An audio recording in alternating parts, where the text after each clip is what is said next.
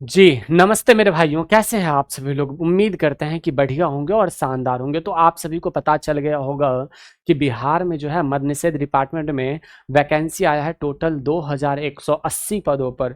जो इसमें सबसे बड़ी बात जो कही जा रही है वो क्या है? सिपाही के पद पर जो है वह कितने तो 1603 पदों पर जो है वैकेंसी है। मेरे भाई हम आपको संपूर्ण जानकारी इस वीडियो के माध्यम से देंगे और आप हमारे साथ जुड़े रहिए, आपको कोई दिक्कत नहीं होगा। इस बात की हम जिम्मेदारी लेते हैं। आपको हर एक चीज़, हर एक पहलू, आपकी योग्यता क्या होनी चाहिए और आप आपका सिलेबस क्या होगा इस बिहार में, यानी कि मद्य निषेध डिपार्टमेंट में। आपको पता होगा कि बिहार में शराबबंदी लागू है और शराबबंदी लागू होने की वजह से जो नॉर्मल पुलिस थे और उनसे सेम काम करवाए जाते थे तो बहुत ज़्यादा दिक्कतें आ रही थी। इसीलिए एक अलग डिपार्टमेंट बनाया गया जिसका नाम था मद्य निषेध। अब यहाँ पे देखना, मद्य निषेध डिपार्टमेंट में अभी अभी कल ही जो है याद अधियाचना जो है वो भेजा गया है। क्या भेजा गया है? कल ही अधियाचना जो है वो भेजा गया और कहा गया है कि भाई ऐसा करो, अब हमें क्या करना है, तो अब हमें क्या करना है, नियुक्ति करवाना है। तो इसमें किस चीज़ पर नियुक्ति? तो इन्होंने कहा है कि मद्य निषेध डिपार्टमेंट में 2180 पदों पर होगी सीधी बहाली। अब यहाँ पर बहाली होने को तो होगी ही, इसमें तो कोई राय दोहाई है नहीं। लेकिन सबसे बड़ी बात जो ये कही जा रही है कि इसमें टोटल पद जो है इससे भी ज़्यादा था और इसमें से कम 1245 पद जो है यह प्रोन्नति। प्रोन्नति कहने का मतलब आपने सुना होगा कि वो बढ़ करके, क्या कहते हैं कि प्रमोशन हो करके। तो 1245 पद को जो है वह प्रोन्नति के माध्यम से भरा जाएगा। वहीं पे 2180 पदों पर जो है डायरेक्ट वैकेंसी करवाई जाएगी, जिसमें से 1603 पद जो है सिर्फ और सिर्फ सिपाही के लिए रखा गया है।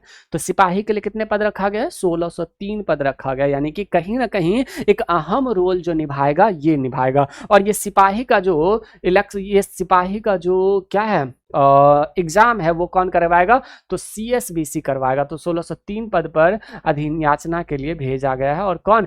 केंद्रीय चयन पार्षद जो है वो भेजा गया है, को अधियाचना भेजा गया। इनके अतिरिक्त अवर निरीक्षक संबंध के लिए 14 पदों को जो है वो भेजा गया है।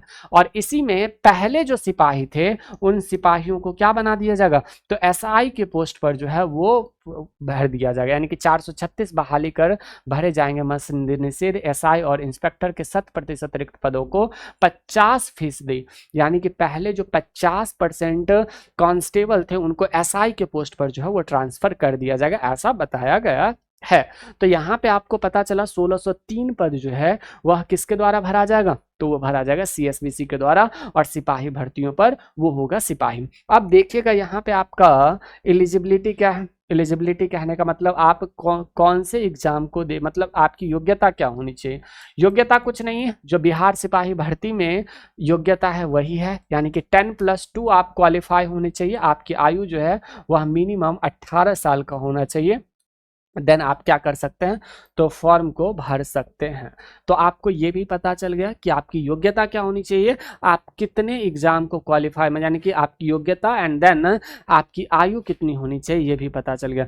सिलेबस की बात करें तो सिलेबस सेम टू सेम है, जैसे कि अभी आप तैयारी कर रहे हो उसी की तरह सिलेबस है। तो इसका जो नोटिफिकेशन है वो जुलाई में फाइनल देखने को मिलेगा।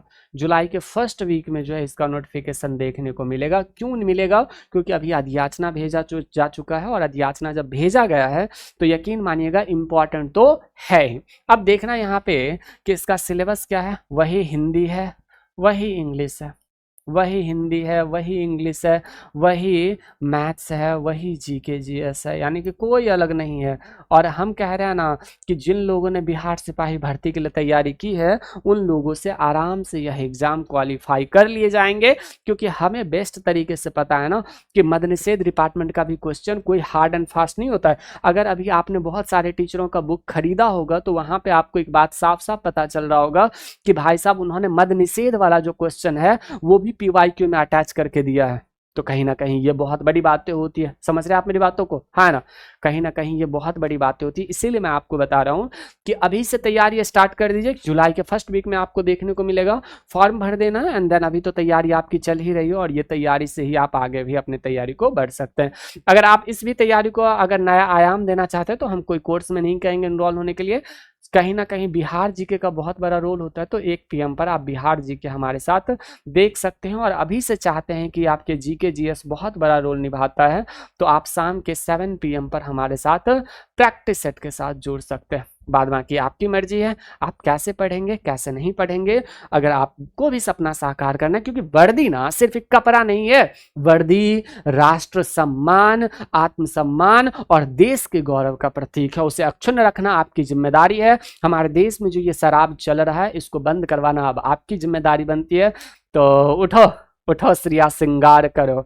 अब आप लोगों ने वर्दी पहना है, कहता ना कि अब उठो सिया श्रृंगार करो, अब राम धनुख ने तोड़ा है। तो तुम लोग उठो और देखते हैं क्या होता है। बहुत बहुत शुक्रिया। उम्मीद करते हैं कि आपको ये सारी बातें समझ में आ गया होगा, क्योंकि हम ज़्यादा टाइम ना लेते हुए, क्योंकि नोटिफिकेशन छोटी सी थी और 2-3 बातें ही बतानी थी, इसलिए ज़्यादा टाइम ना लेते हुए हम आज के सेशन को ख़त्म करें। आप अपने माता पिता को नमस्ते नमस्कार जरूर कहिएगा, उनके चरणों में सादर चरण स्पर्श है। करो कुछ ऐसा कि दुनिया करना चाहे आपके जैसा, और इसकी तैयारी भी करना स्टार्ट कर दीजिएगा और फॉर्म जरूर भर लीजिएगा। ठीक है जी, नमस्ते।